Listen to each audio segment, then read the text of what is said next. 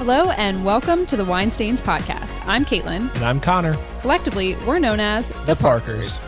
We're husband and wife, business owners, and multi-passionate people here to discuss life, travel, entrepreneurship, and the beauty of wine stains. So sit back, relax, and enjoy this week's episode of Wine Stains. All right. Welcome to episode numero tres. You think you're Matthew McConaughey or something? I don't think I'm Matthew McConaughey. I think that I embody his spirit. Green lights. Hashtag green lights. Shout out green lights, which we still haven't read. It's a great audiobook, which the only reason I know about is, once again, Brooke Sager. She's just going to get the most shout outs on this podcast. But you said it as if you've read it, though. She played the audiobook of Green Lights for us. And I do a great Matthew McConaughey impression of Green Lights. You've told me that before. You do. You do. You do it right now? I'll do it right now. So all right, I'll talk about wine. I'll talk about wine stains. So, all right. Here you go. You spill the wine, and then you go like this, and you go right around town, and then you come back, and then you push it back, then you go slower, but then you go around to the wine, and then you go back, and then you come back down. I've heard better, but you do have a pretty good. That was on the spot, and I didn't. That was on the spot, which But when you're a little more relaxed and you're not on the spot, you do a pretty. But good I feel job pretty relaxed. We should feel relaxed because we just came back from a wine tasting at our favorite local wine bar, which is called... Okay, I wouldn't say like the favorite local wine bar as if we're like some like hipster wine bar. Okay, I should say the only only local wine bar. Yeah, that's more like it. The only local wine bar. I think there might be more than one. I don't know. It's Tinto.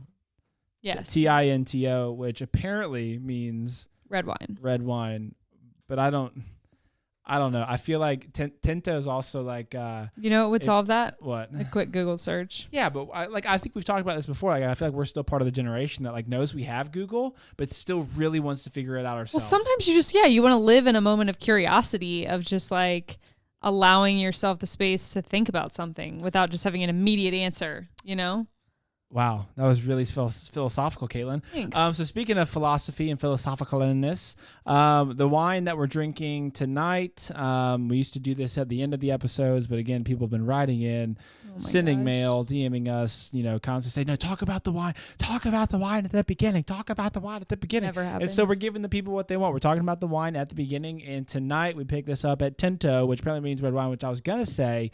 It almost like Tinto is like I imagine like a Mexican dude or something like hey vato Tinto mi car or something like that, like a Tinto. And I think there is a tent place called Tinto. No, that's wrong. Okay. Anyways, shout out to Mexico and shout out to the Spanish language. I wish I could speak Spanish. Have you even said what we were drinking? No, I'm not. I'm getting to that. It's all build up. Do you know anything about film? Yes, I've seen 267 of them. Shout out The Office. Anyways, that's been like a running joke with Caitlin and I because I've got all this stuff in here and she's always asking about it. I'm like, do you know anything about film? Well, if you're also new to this, anytime that Connor says shout out, it's an opportunity to drink because shout out. And I'm going to take a sip of the wine. Something about this whole thing just brings out the shout outs in him. So the wine that we are drinking is R8. It is a Cabernet from... The letter R and then the number 8. R8. Yeah, but someone might read. True. Someone might hear that and say the letter R8. It's a Cabernet. Like Audi R8. It's a Cabernet from Sonoma. This is why we don't film, because the eyes.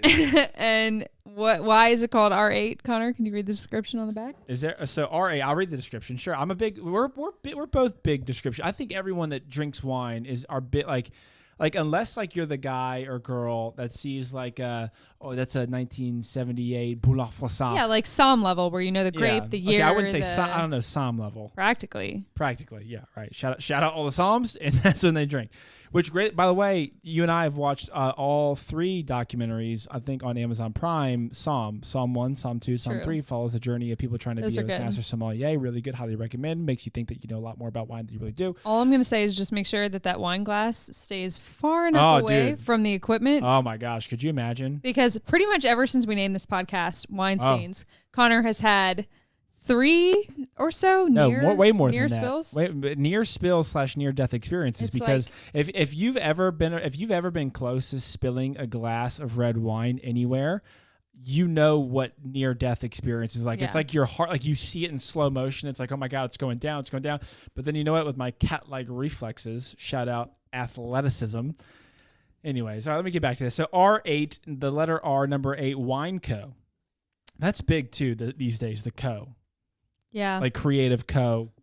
Well, in Virginia, you can't have a co unless you're a corporation. But anyways. Don't know if that's true. No, it is. I tried to have a co. Mm-hmm. Okay. Read the back. Yeah. So wine co, but this is not from Virginia. That's the This front. is from California, 2016, Cabernet Sauvignon. So, you say that's the front? Yeah. Okay. So R8, 2016. That's a good year. Did we get engaged in 2016? We did. December. Yes. December 2016 in Puerto Rico. Aguadilla, Puerto Rico. We're due for a trip back to Puerto Rico. R8 Cabernet Sauvignon is crafted. Why am I reading this? To explain why it says R8, because it's an airline runway. Well, then you just stole my thunder. Well, it took you too long, which I think everyone can agree with. But I'm still going to read it because I'm a big fan of wine descriptions. So R8 Cabernet Sauvignon is crafted from prime California vineyards by winemaker Michael Lancaster. Shout out Lancaster, Pennsylvania. Shout out, that's where we got Dodger from. It is where we got Dodger from. In Lancaster. Yes, from an Amish family. From an Amish. Shout out Amish. Shout out keeping it real. Shout out to their roots. Okay, here we go. This is where, so named for the airport runway. We've had this before. No, we've never had this before. I remember airport runway. Probably because you were just on an airport runway. Well, you throwing shade? A little bit. This has taken 20 minutes to read. No, it's taken a little bit long. Okay. So, named for the airport runway that launches scenic flights over our Sonoma winery. R8 Wine Co. is a guidepost for any adventurer seeking new horizons. But that doesn't tell me anything about the wine. That just tells me about, hey, we fly an airplane that leaks freaking oil onto our wine fields. Right. I mean, I liked the front label. It was minimalist, which kind of ties into branding, to business, which is what we're ultimately going to be talking about today. Yeah, but I'm still like hung up on the whole wine thing. Like I like to read the notes because, like, as we were talking about, we did a wine tasting tonight at Tento, and the lady was telling us, it has, the notes and the flavor profiles and everything, and I really tried hard because we haven't gone to a tasting in. It's been a while. It's been a while. Well, you've gone before me when I was out of town. When was that? Where was I? DC or something? Yes, I was in DC, and you did a wine tasting. Exactly. So, but anyway, she was telling us the profiles, and I took a sip, and I tried to find it. Like you close your eyes and you try to get the profile. I could not pick up what the lady was telling me it tasted like. I looked at her. I was like, man, I'm having a really hard time. She goes, why is that? And I was like, well, it's probably because we've been doing nothing but guzzling down red wine. I don't know that I would say guzzling, but I said guzzling, and she thought it was hilarious. Drinking wine a little bit more out of convenience versus wine is something that's so experiential. And so it is nice when you can go somewhere to like a local wine shop, do a tasting, buy the favorite wine that you already got to taste, like versus just going to the grocery store, buying the one that you know or you like, or trying something new and then being disappointed when you don't actually like it. And then you're just kind of like drinking it because you just bought it. Well, it's a good switch up. That's what we're talking about tonight. Like it's a Friday night. It was rainy here today, and to be able, like, especially after a long week, after a previously long week, to go and just sit down. We also had a charcuterie board. It was a cheese board, actually. Okay, hold on. What's the difference? What are you talking about? Okay, hold on. What is the difference between a charcuterie and a cheese board? Charcuterie board has the meat and all the other stuff. We had meat. True. You did add the meat. I forgot about that. I don't eat red meat, so I didn't have any, so I forgot that it was part of the board. Okay, let's not say that you don't eat red meat. I don't. Okay, I eat the occasional piece of bacon. Did we not go to In-N-Out Burger? Oh, you got a salad. In-N-Out Burger doesn't have salads, but we got a salad. We went to not In-N-Out. We went to Shake Shack. No, Sugar Shack. Shake Shack in the mall. No, in the airport, Denver. Yeah, I got a salad. Yeah. Smash burger. Oh my god. Yeah, I got a salad. Yeah. I'll eat bacon on a breakfast sandwich, but yeah. So don't like be like, oh, I don't eat. But I don't. Anyways. Yeah. So what we're talking about? What we're talking about in this episode. Okay. So what we're talking about in this episode. But anyway, so that's the wine. R8. I've had one sip. It tastes pretty good. Would like to see more descriptive notes on the back. So Michael Lancaster, if you're listening, I'd like to see a little bit more of that. Or just take me out on your airplane over the Sonoma countryside, we'll call it even. But today, or on today's podcast, rather, we are talking about business. We're talking about starting businesses. We're talking about 3 things that each of us would have done different. Obviously, because hindsight's 2020. what's the opposite of hindsight being 2020? Because like 2020 is like looking back on things, like it's always, you can always do this, always do that. But like, what's the opposite of that? Foresight, having vision, rosy retrospection, which is one of my favorite things to say. I love it when you just like when you say something that you think is so cute, and that was very cute.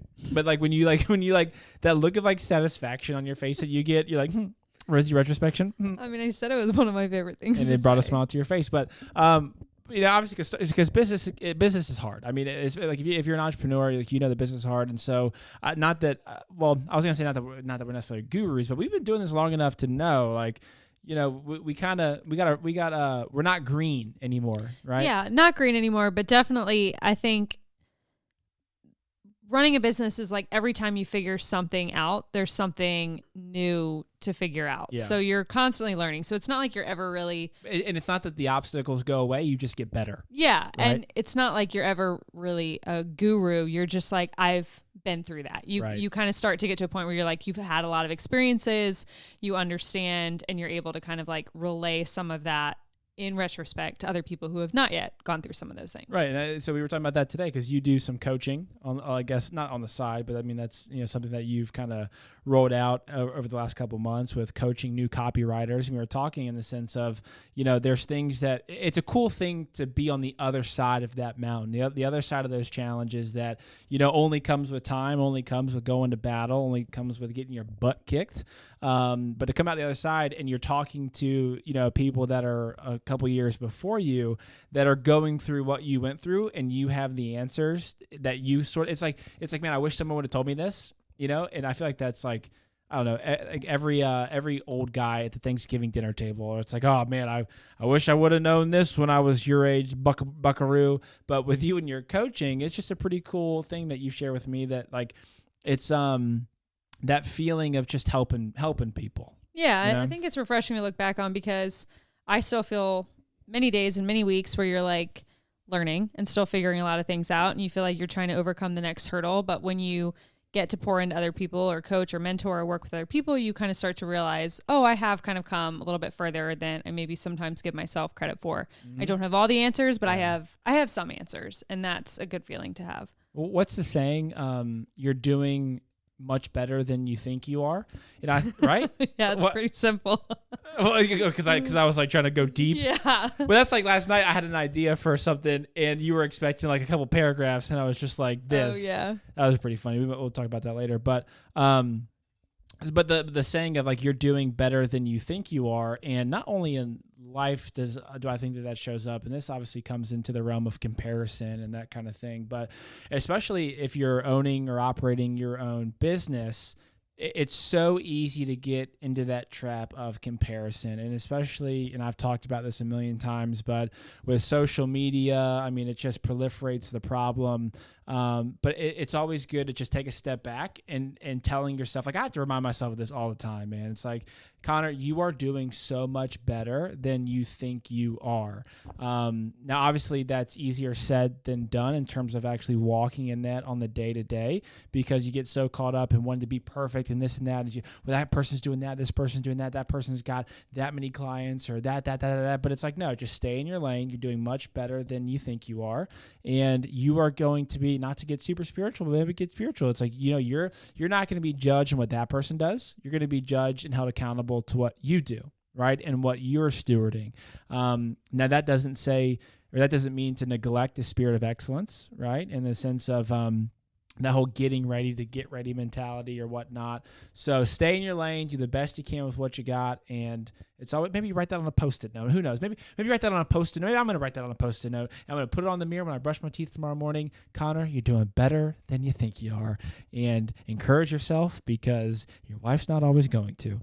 Just kidding. That was funny. Very funny. But anyways, but right, that makes sense. So again, if you've listened to this podcast for more than one episode, you'll know that sometimes I just start rambling, okay?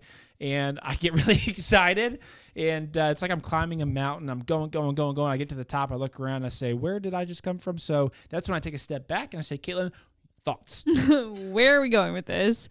Yeah, so I think what we really want to talk about is, if you're wanting to start a business, what do those kind of early days foundational steps look like? How can you set yourself up for success?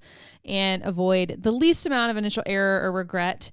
And then I think we're going to get... Notice I said the least amount, because there's going to be error. Yeah. A lot of error. Again, because hindsight's 2020. Hindsight's 2020. I thought you were going to say rosy retrospection. Because there's always going to be error. There's always going to be hurdles. There's always going to be look backs. I wish I did this. Wish I did that. And we're going to talk about some of that too. We're going to talk about what, looking back, we wish we would have done differently. And we haven't really prepared those answers, so they're going to be very off the cuff. But that's the realness of this, because one of the things I like just sitting down and pressing record is that you get the realist, you just get the raw side of us, and I love that. So, Kaitlyn, I'm going to kick it to you for numero uno. One thing, or the first thing of three that you would have done different, having been in business, what now, 7 years? No, it's been since 2016.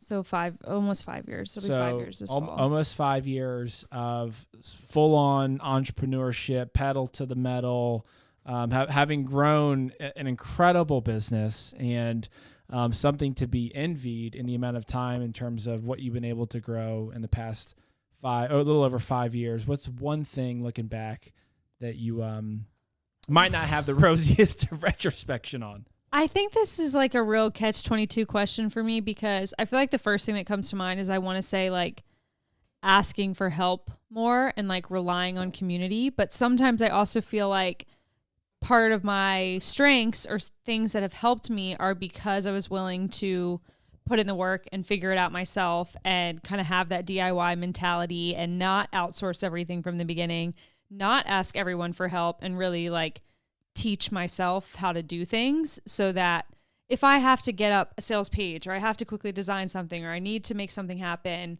I can do it because I did that early on. So again, it's kind of a catch-22, but catch 2021 or catch 2022. But I would say some of the best things have come from relationships and reaching out to other people. So looking back, I probably would have spent more time doing that, less time worried about like, what are people going to think if I don't look like I'm presenting I know everything and have all the answers front, and I have this perfect brand, and just spent more time building relationships, networking, connecting with people, collaborating. Like, it goes such a long way, because so process over perfection. Yeah. Hashtag relationships. But I think. But the relationships thing, but let's just shout out that little, like, I feel like that's something that like you post a picture of you working out, and it's like process over perfection. Yeah. I mean, I agree. And I think establishing a process, this is like becoming more of a what to do versus a what not to do, or what I regret. But I think. So what not to do. Yeah. Land the R8 plane over the Sonoma countryside with Michael Lancaster. Yeah.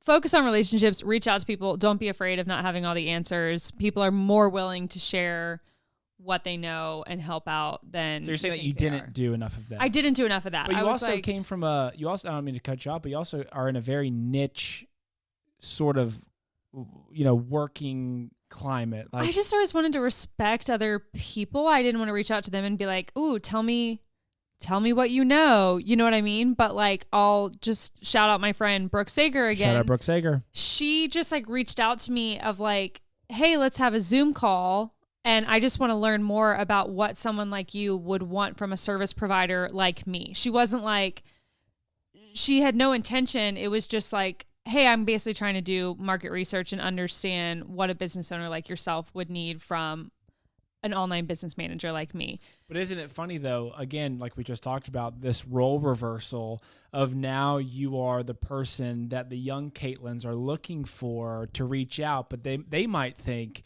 like you did, well, I don't want to bother them. I don't want to do this or do that. But when you've reached that point in your career where you've had success and are now that mentor, not that mentee, the conversation then flips of like, why aren't more people reaching out to me? You know what I mean? Well, obviously that's very unique to the individual, where if they are, very free giving, that kind of thing, versus, people get a little bit of success and they turn into, whatever. But I'm far from any sort of place of arrival by any means, but I do appreciate when people reach out, and the ones that I'm most excited to respond to are the ones that are like, hey, I've looked up this, or I looked into this and I couldn't find this one particular thing. Would you mind pointing me in the right direction? Yeah. Or like, they approach it from such a conscientious way of like, hey, I've kind of already done the initial research. I've combed through the free resources that you've been willing to provide. I've gotten familiar with your brand, and this is my specific. You're talking about your brand. Or like, they don't have to be familiar with my brand, but rather than just reaching out and being like, hey, can you help me? It's like,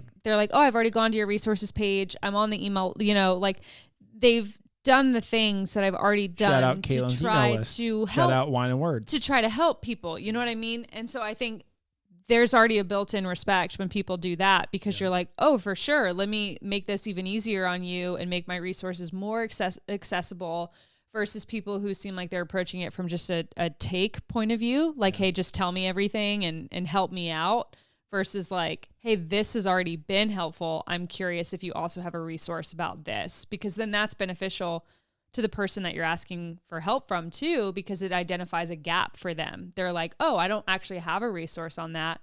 And other people might have questions about that. So, well, and it's also interesting too, that what's happened with you over the past couple of years, and this is kind of on topic, not on topic, but like when you'll have people reach out to you and then you have a conversation with them, you download to them, blah, blah, blah, blah.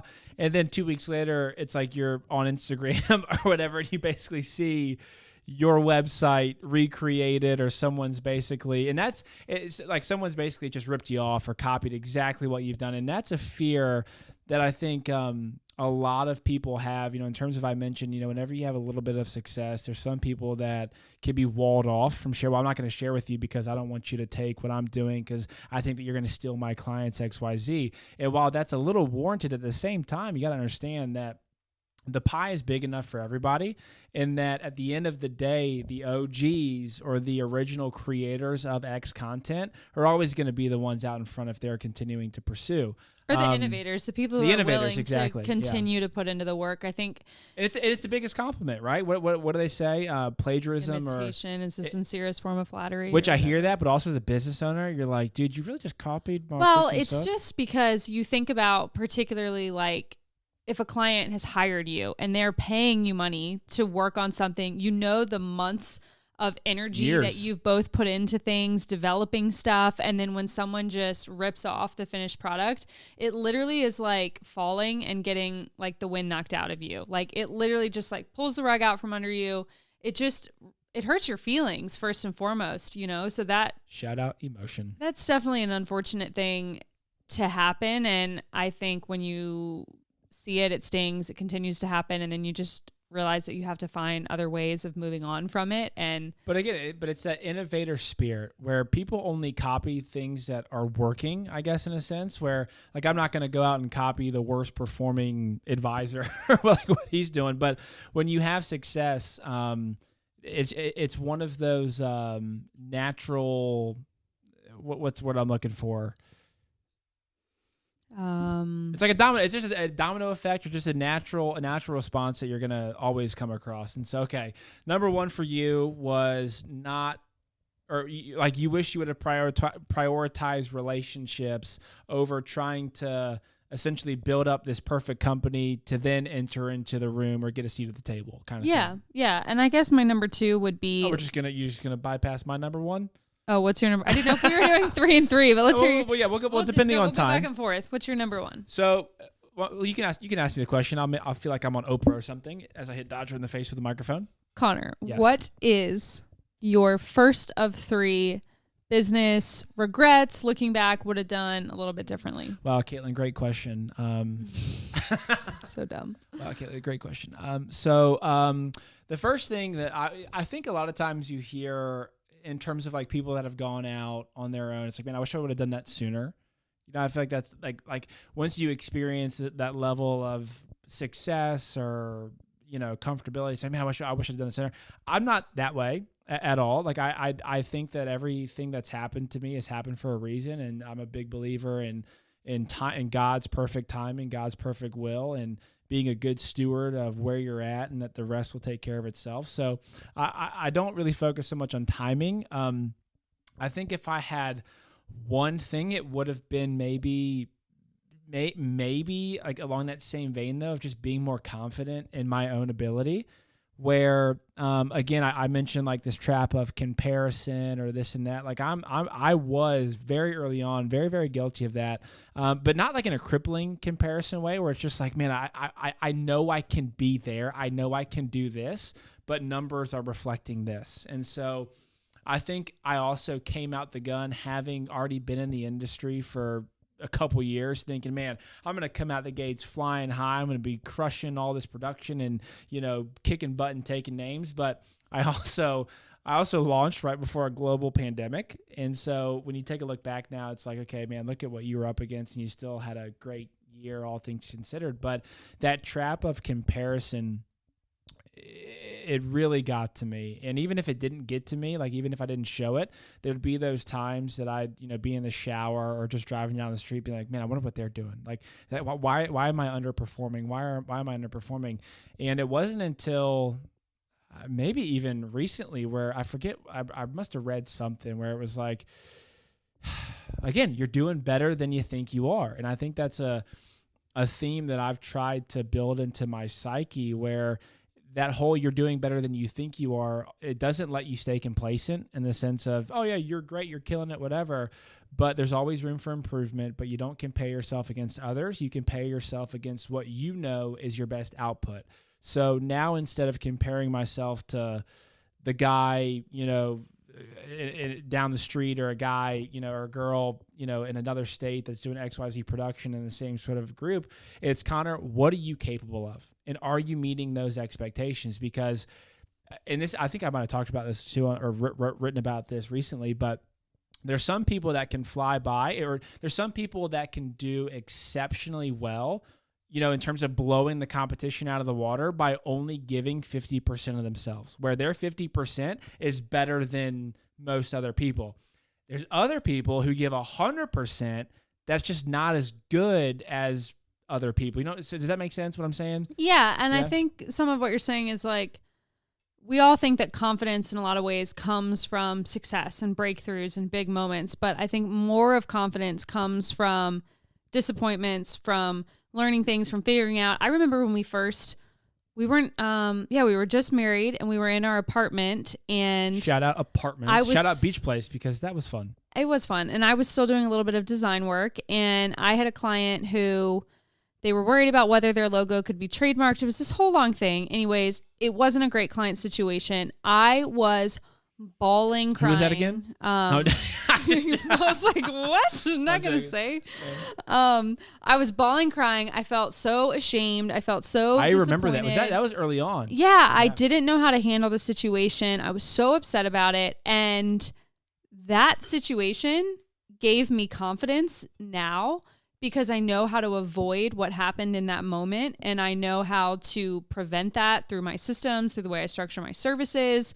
I know what to happen if that happens again. I know that I'll come back from that. So it's kind of like when you have that moment where you're like, when, stuff hits the fan and you're like down and out and you're discouraged, you have a path back from that. And so that's sometimes where I think early on as a business owner, as an aspiring business owner, you don't have as much confidence because you're constantly worried about what's going to happen. Well, and also you're not just focused on one task.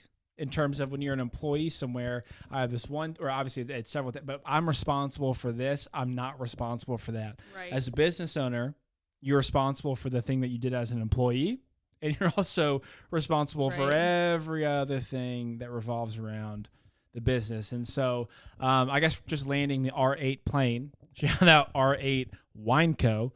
I would try not to, and I think that's a struggle for all business, but for guys in particular, like guys just there's this innate thing within us that just compares us to every other dude. I mean, I call it primal, call it testosterone or whatever it is, or alpha male. And I don't know that I would never consider myself an alpha male.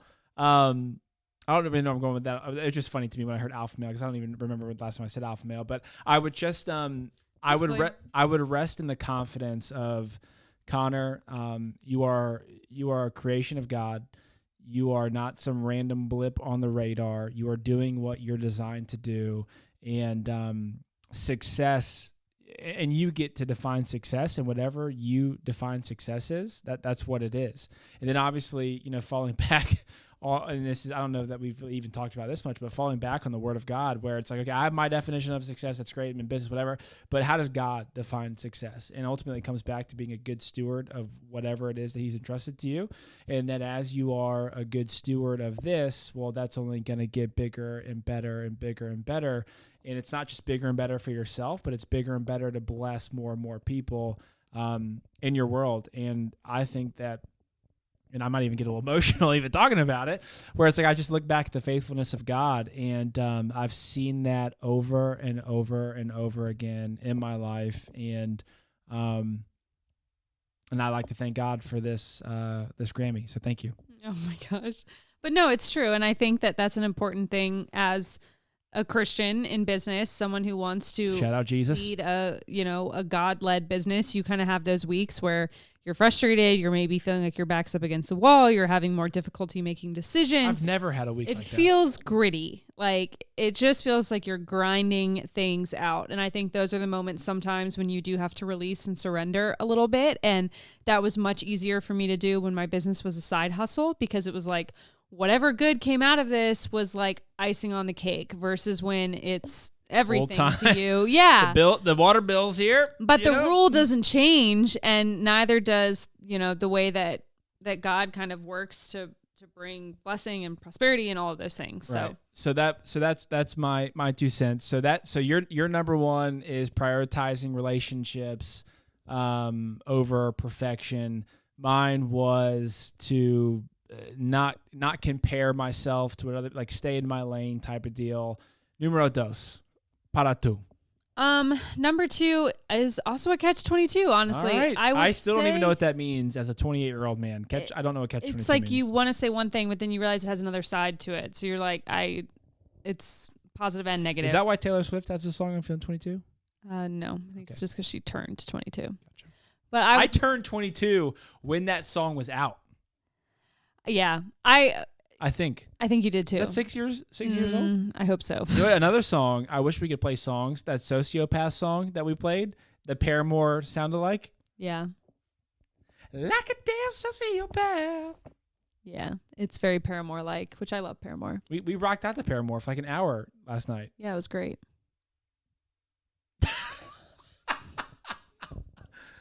So, Kaitlyn, numero dos para tu, catch-22.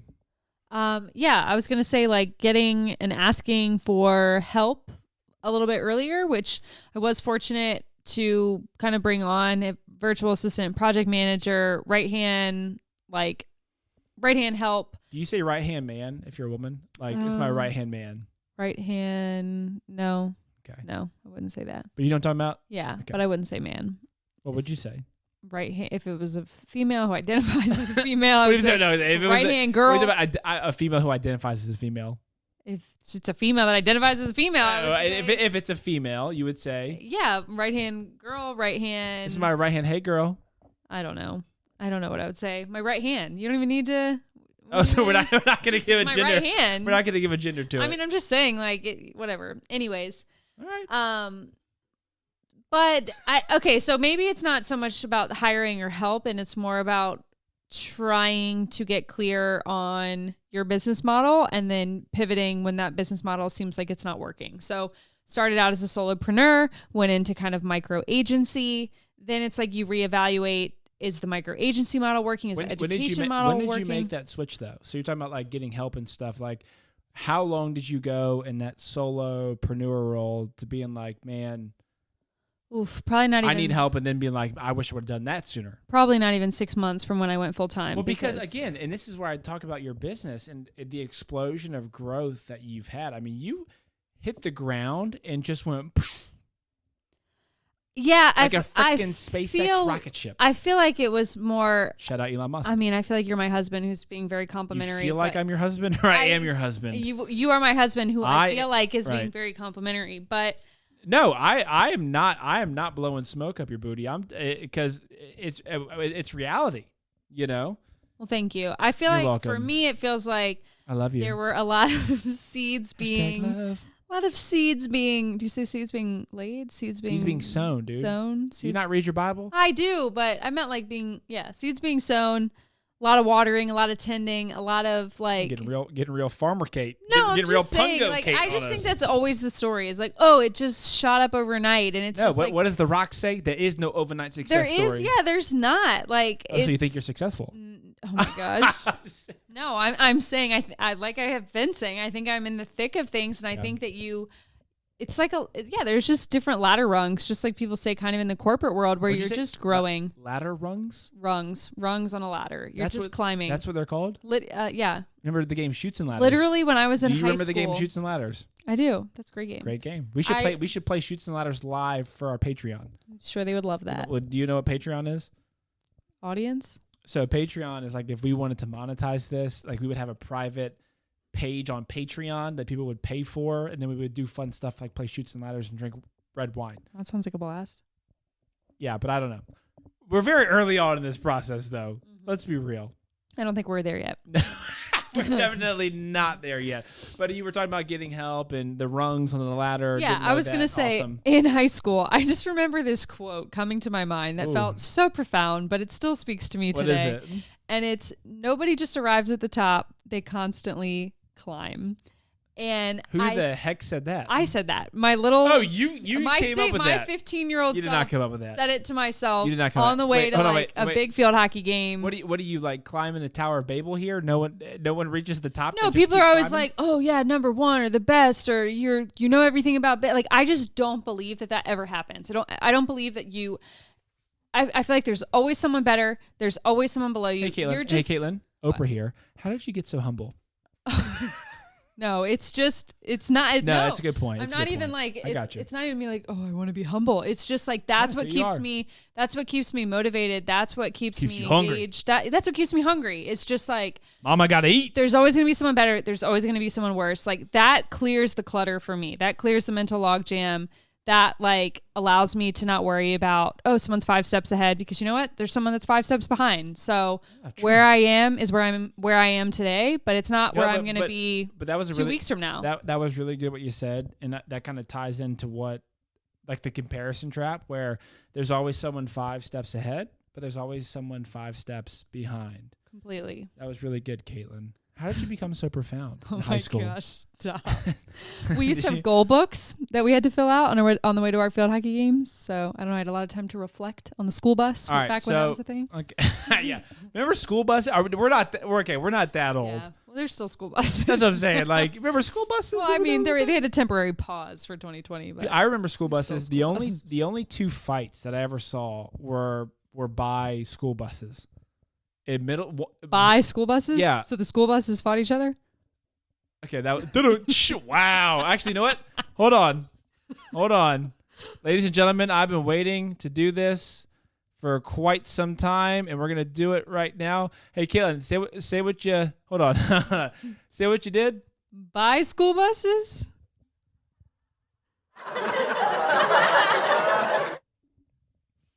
Do it again. By school buses? Yeah. Oh, wait. Buy school buses? Not sure what just happened. All right. So, anyways, so school buses. They're still around. They're still around, but man, we were the generation school bus. Yeah, it was just like school bus was awesome. Like going to the bus stop. Well, we weren't on the school bus on the way to our games on our phones and scrolling. But I'm not just talking about games. I'm talking about like we're generation bus stop in the sense of when we went to the bus stop, we didn't have smartphones. We were full bus stop. Which is what I was just saying. Like when you're going to a game and you'd fill out your goal book, you didn't have your cell phone. Okay, I don't know what school you went to, but we did not have goal books on the way to our games. We had my coach was great. Our baseball team was, hey, everybody get in the bus and shut up. Don't say a word until we get there. Not ours. I jammed out to my Eminem with my goal book. Okay. And name one Eminem song. It's the one. I don't lose yourself. You gotta lose yourself in the moment. Yeah, I think so. Yeah. Or was it like I don't know, so good. It was my song. I waited. Yeah, well, come up with what is it? You only get one shot. Do not miss your chance to go. This opportunity comes. That one. That's what I just said. Okay, he's that nervous, one. But on the surface he looks calm and ready to drop bombs. But he keeps on forgetting. Yeah, that one. Down, the whole crowd grows so loud. Sure. He opens his mouth, but the words don't come out. He's choking now. Okay, you know the words. Congratulations. I did it because that was my song. But anyways, okay. So but talking about Generation School Bus fights. What's your number 2? What's my number 2?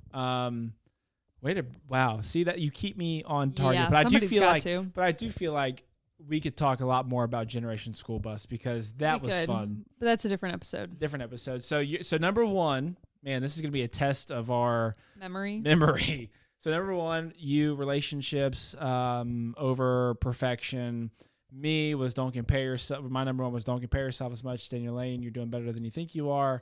Your number 2 was kind of like ask for help earlier, but also just like figure out get clear on your business plan and have metrics to know when it's working for yourself and when it's not working. Yeah, I think actually I'll pick up on that too because like KPIs. Like I'll say like my number 2 is I didn't have any KPIs or key performance indicators, as they say by the book, in the sense of, hey, Connor, how do you know that you're doing good? Mm-hmm. How do you know that you have a successful business? How are you measuring that? And which is a little bit different than goals. I think sometimes we hear so much like motivational talk of like setting lofty business goals for ourselves, which is a little bit different than just like, how do you know that your business plan is even working? That allows you to just like keep the doors open, keep things moving without overextending yourself. And that's that. I literally, I don't know if we talked about this on episode 1, but I wrote about that where results are the only thing. I mean, I shouldn't say only thing, but results are the only thing that keeps your business open. Like we can talk about goals. We can talk about, I want this, I want that. I want to build what's the thing now with like learn how to build a 6-figure business in like 90 days or whatever it is. Like that's cool. Like that's great. Like take your courses, whatever. But it seems like also anyone's coming out with a course these days that doesn't know anything about anything. But key performance indicators of, okay, I know I need to have X amount of appointments, for example, per week. That's going to generate X amount of prospects. That's going to generate X amounts of clients, blah, blah, blah, blah. And really tracking those metrics was big for me because when you start a business, man, the last thing you're worried about is structuring your KPIs, your key performance indicators. By the way, key performance indicators are different for every business. You know, in the sense of what might be a key metric for tracking for you might not mean a thing to me. So just a little disclaimer there. But as you mature in your business, as you get some momentum, you really start to take a look back. As your systems, okay, and maybe that might be my number 3. I'll save that for number 3. My systems and processes, right? But my KPIs, man, knowing what makes your business successful. For me was a game changer. And obviously that comes not only with personal experience, but getting around people that are where you want to be. If you want to be an eagle, don't fly with turkeys. Yeah, sure. Never heard that one. You never heard that saying? Nope. I think that might be a church saying. But understanding those metrics were a huge game changer because you might think you're successful. Again, when you first start a business, you're like, man, I'm going to hit the ground running. I'm going to do this, do this, do this, do this. But when you go from wanting to make a profit to understanding how to be profitable, that's when the game changes. And understanding the value of your time, understanding, okay, Connor, if you spend an hour with this person, how much did that cost you? And then you take a step, you look at those numbers, and it's like, holy crap. Well, how much time did you spend working on that client, not with that client? Exactly. Yeah. So like for me, like a perfect example is like I could spend, especially early on, you want all the clients that you can get, right? Give me. Like what do you have? Like, what am I going to make? X amount. It doesn't matter. Just I want all the clients in the world. But again, as you mature and get what'd you say? Get the momentum. You also start, when you get to that place of being able to turn away clients, like that's when you know you have a business model that you're following in the sense of, I know I can help you. And this might sound selfish, but this was also a paradigm shift for me. I know I can help you, but it's not worth my time. And again, that sounds selfish on the outset, but without you being the best you, without a healthy mindset, in approaching business on a day-to-day basis, you can't help everybody. Yeah, I mean, without margin, you're doing yourself and your client a disservice because they're not getting the best work out of you to begin with. Exactly. So I would say that's my number 2. It's just understanding your KPIs, understanding your client, and really, and not being afraid of that. I was afraid of that too, in the sense of, okay, I have this spreadsheet in front of me that's going to tell me how profitable I really am and how much I've really made an hour, and like all these things. And I was so afraid to put in the numbers because I didn't want to know. Like I was shying away from the facts because I was so happy being oblivious, And it wasn't until I put those numbers into a spreadsheet or put those numbers on paper that I realized, like, man, I have a lot of inefficiencies here. Yeah, ignorance is not bliss when it comes to that. Ignorance is bliss in a sense, but when you're... Catch-22. Yes, okay, so that would be a catch-22. There you go. So ignorance is bliss, but you'll never be successful or truly successful if you remain ignorant. Yeah, you got to know your numbers. You have to 100%. So, okay, summarize all that I said into number 2. I wish I would have gotten more granular in knowing my numbers. So I think we might be able to just go back and cut out the last 10 minutes of me rambling. Number 2, knowing your numbers sooner. Yeah. Okay. All right, Kaitlyn, numero 3. So number 3, I would say, is another acronym, is actually recording SOPs, so standard operating procedures, because I think... Did you come up with that? No, definitely did not come up with that. I'm hoping to catch you and be like, yeah, I came up with that. I'm like, okay. No, really? Okay. No. I think the idea of like hiring and delegating, like all of that sounds and feels really sexy, but you will make your life so much harder if you try to hire, but you don't have SOPs yet. Unless you are hiring. So hiring someone without a written agenda or task list of, hey, exactly. This is how this goes. Yeah. So how I was saying that I was kind of a big DIYer and just like taught myself how to do all the things, created all the systems, and I was doing all those things, but not really recording all of the steps. So I would be ready to hire someone. I knew what I needed help with. And you're like, just do it. And I'm like, what do I do? Just do it. Just do these things and I'll do a call with you and I'll walk you through it once, but it wasn't like written down and recorded somewhere. So you kind of handicap yourself versus just like literally template everything, write everything down. Should have hashtag that. If you do... Say it with me. Hashtag template everything. If you do something literally more than once, if this is the second time that you have done something, you need a template for it. You need a Google Doc template. Is that in business or life in general? Mostly business. You need a canned email. I drove a car twice.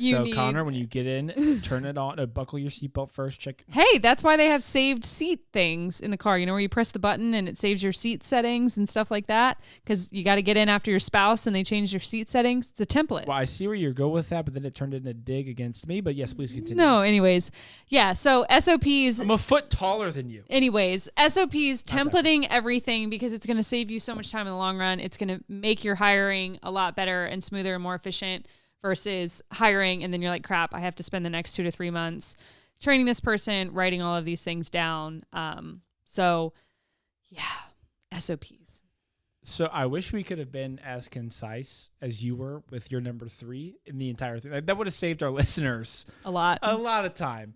Yeah. But we wouldn't have come up. That's why this is unfiltered. That's why this is Weinstein's, because you're getting the whole mess of blah in your face. Getting the spills. You're getting all the spills. Yeah. Connor really likes joint statements. That's the second time that I've done a joint statement. Continue. What's your number 3? So number 3, I will echo actually, in terms of like systems and processes, because again, as the person that's doing everything, you know, like if you have an onboarding call with a client, you know the process in your head. You don't like, I know what I need to do. Why would I add an extra step of, hey, when person calls in, this, and then this, and then this. And it wasn't up until, okay, I'll put it this way. I think that you can get away with that for a season or for a couple seasons. But when you enter into that mode of growth where it's, okay, I realize that it's not just going to be me for the foreseeable future, that's when you become very, very granular, put a microscope on every little thing that you do. And what we didn't talk about is the importance of like a CRM. Yeah. Right. So, well, we'll talk about like things that we would recommend to make sure that you do have that we maybe did a good job of. But it comes into like things I would have, like I went the cheap route via CRM pretty early on, like the sense of I just need somewhere to store my client data. But now over the past, like I guess a couple months ago, like I really was like, man, I need something that can record my workflows. Yeah, that's a good one. I would definitely say spend a little bit more on the better system up front, because the amount of energy. Wait, is this your number 4? We're only doing 3. This would be my number 4. Well, this is bonus. This is so if we had a Patreon, then this would be bonus material that people could. Well, no, this is more of. I feel like I actually did that because I saw a CRM. It was like newer on the market. They had kind of a deal up front, and I was like, sign me. You still use that though, and I still use it. Now it like tripled in price, and you're grandfathered in. Quadrupled in price. I'm grandfathered in, and I've never had to switch over all of that data. And I actually looked at one recently that was pretty good, and I was like, oof, I like this, but I can't even fathom switching all of this over. So it's worth it to do it right from the beginning. So this is kind of like segueing more into like the advice, like things that went well. But yeah, so choose a good CRM, not just the one that's like, oh, I'm gonna get by for the next couple weeks. So like, we'll have another episode, 3 things that we know we did right. I don't know. Sure, our best recommendations. Our best recommendations. So systems and processes were key. But that's a word. I'm surprised we haven't said that phrase yet, workflows. Like, and that's really what it comes down to is systematizing your workflows so that, for example, if I were to leave the business, tomorrow, and I had someone that worked for me, they would know exactly what to do in every situation. Yeah. And the great thing too, going back to your number 1, is that you don't have to reinvent the wheel. Yeah. Like there are people who literally have created templates that make a living off of creating templates that are wanting to share what they've done that you can take and copy and make it your own. Mm-hmm. And especially from an internal systems perspective, I mean, your business only operates well from the outside perspective as strong as it is on the internal side of things. Like we've quoted a lot of scripture today, but in terms of like, what's done in private will be made public. Like what you do in private when you're not client facing is the strength of your business when you do get in front of that client, or when you're onboarding a new client, for example, and then you've got hashtag automate everything. Yeah. Like rely on automation and rely on systems, but don't cut corners. Like use those things to avoid cutting corners and getting lazy with things. And when I worked at Lululemon, anyone who's a Lululemon fan, shout out Lululemon. They have their manifesto bags. Shout out, hold on. Shout out Lululemon, but shout out Bird Dogs. Yeah, you love some Bird Dogs. Some Bird Dogs. Hashtag Bird Dogs sponsor me. Oh my gosh. But on the manifesto bag, one of the like lines or the quotes was "Do it now."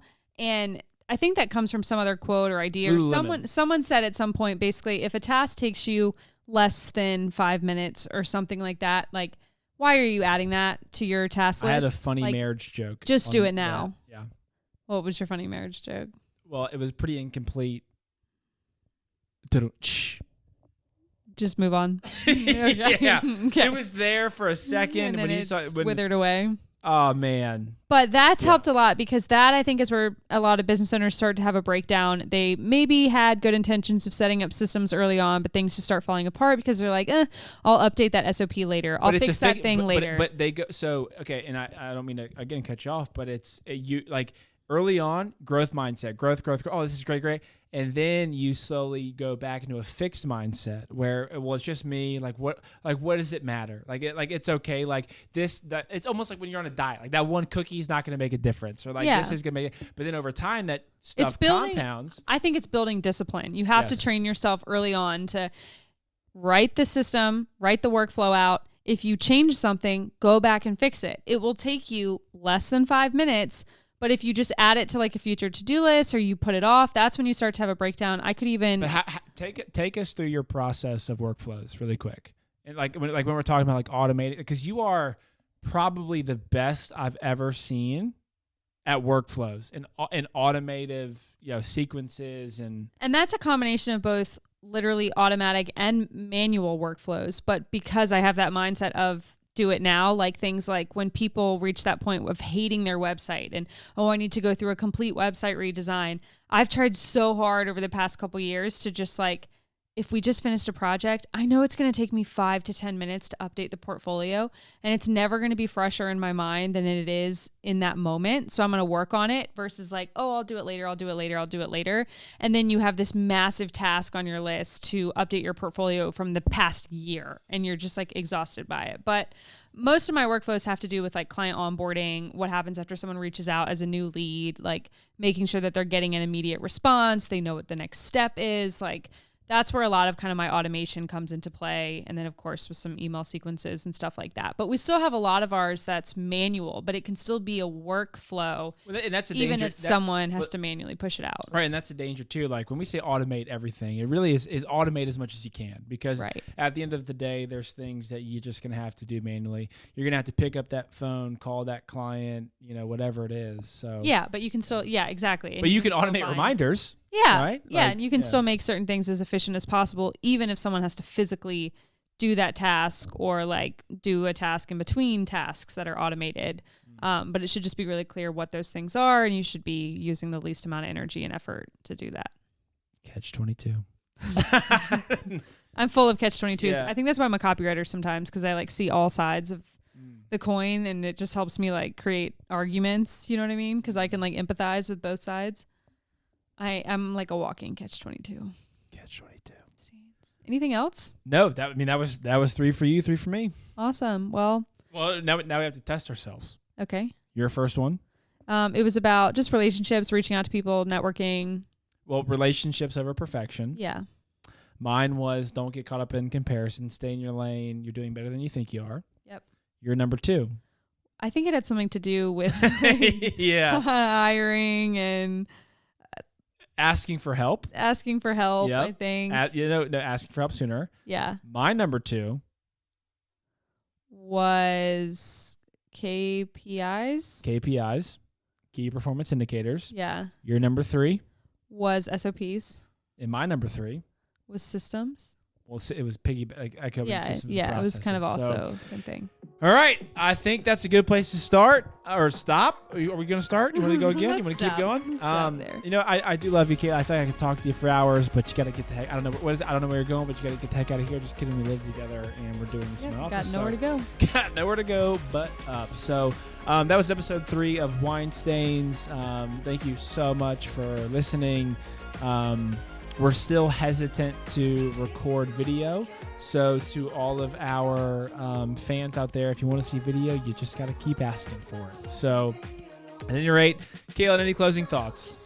Nope, I think that's pretty much it. If anyone has questions, you guys can find us on the Wine Stains Pod on Instagram. That's our handle, Wine Stains Pod.